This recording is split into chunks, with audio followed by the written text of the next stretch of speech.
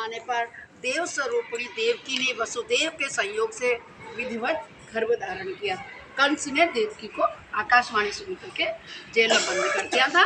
तो उसके बाद ये होता है 10वां माह पूर्ण होने पर जब देवकी ने अत्यंत रूप संपन्न तथा सुडौल अंगों वाले अत्युत्तम प्रथम पुत्र को जन्म दिया, तब सत्य प्रतिज्ञा से बंधे हुए महाभाग वसुदेव ने होनहार से विवश होकर देव माता देवकी से कहा, हे सुंदरी, अपने सभी पुत्र कंस को अर्पित कर देने की मेरी प्रतिज्ञा को तुम भली भांति जानती हो। हे महाभागे, उस समय इसी प्रतिज्ञा के द्वारा मैंने तुम्हें कंस से मुक्त कराया था, क्योंकि किसी का अपने जिगर का टुकड़ा कोई किसी को दे नहीं सकता ना। तो वो वसुदेव उसको समझा रहे हैं। क्या समझा रहे हैं?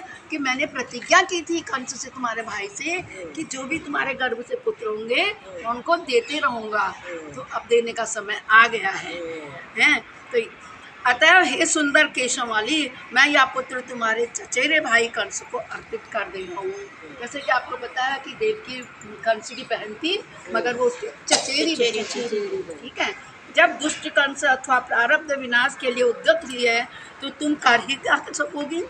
जब वो विनाश करने को तैयार है तो तुम कुछ नहीं कर सकते। अद्भुत कर्मों का परिणाम आत्मज्ञान से रहित प्राणियों के लिए दुर्गेय होता है। काल के पास में बंधे हुए समस्त जीवों को अपने द्वारा किए गए शुभ तथा अशुभ कर्मों का फल निश्चित रूप से भोगना ही पड़ता है। प्रत्येक जीव का प्रारब्ध निश्चित रूप से विधि के द्वारा ही निर्मित है। इस प्रकार वो कह रहे हैं कि इन लोगों का जन्म होने से पहले ही इनका मरण लिखा हुआ है। प्रारब्ध मतलब हमें पता है कि अब आज हमें क्या रोटी मिलेगी खाने को। हम सोते सोते परमानेंट तो नहीं सो जाएंगे। ये सब हमारा प्रारब्ध पहले से है। ये नहीं कि हमें किसी ने मारा तब हम मर जाएंगे, ये नहीं है। पहले से लिखा हुआ है, चाहे कुछ भी करे हो ही है सो राम रचि राखा इसको कहते हैं।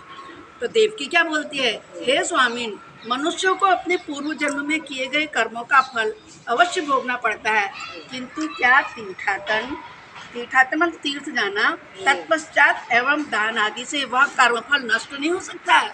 कर्म का फल तो मिलता है, कम हो जाता है। हाँ, वो पूछ रही है कि क्या दान देंगे या तीर्थ करने जाएंगे तो उससे कम होता है, नहीं होता है। हे महाराज, पूर्व अर्जित पापों के विनाश के लिए महात्माओं ने धर्मशास्त्रों में तो नाना भी प्रायश्चित के विधान का उल्लेख किया गया। सभी पढ़ते हैं ना कि तुमसे बिल्ली मर गई तो तुम ऐसा कर लो, तुमने सांप मार दिया तो ऐसा कर लो, कहते हैं ना।